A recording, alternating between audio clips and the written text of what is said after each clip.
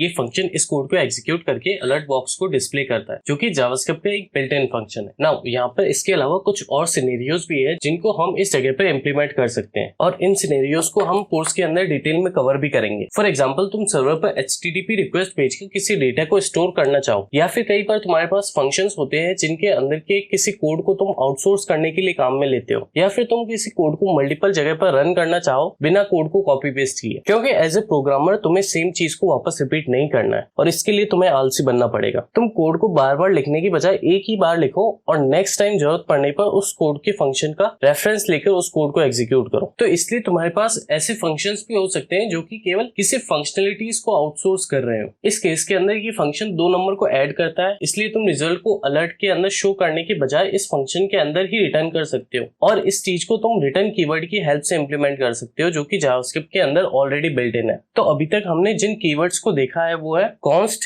Late, functions और अब ये रिटर्न कीवर्ड।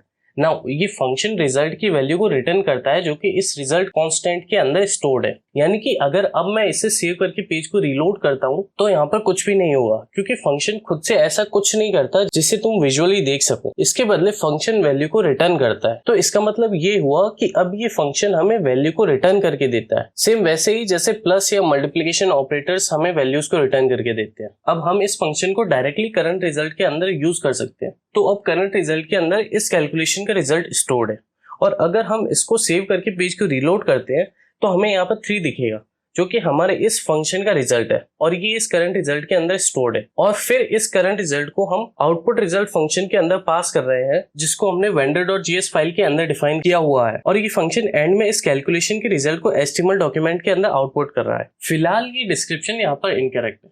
तो इस तरह हम फंक्शन को डिफाइन और कॉल करते हैं, और फंक्शन के अंदर पैरामीटर्स हो भी सकते हैं और नहीं भी, और इसी तरह फंक्शन वैल्यू को रिटर्न कर भी सकता है और नहीं भी। फिलहाल हम इसे इमीडिएटली कॉल कर रहे हैं जब भी ये स्क्रिप्ट लोड होती है। तो अल्टीमेटली यहाँ पर हमारा गोल इस फंक्शन को बटन से अटैच करना है, जिसको हम अभी थोड़ी देर में करेंगे। लेकिन उससे पहले हमें ये देखना है कि यहाँ पर तुम वेरिएबल्स, कांस्टेंट और फंक्शंस को किस ऑर्डर के अंदर डिफाइन कर सकते हो और उसकी क्या क्या इम्प्लीकेशंस है।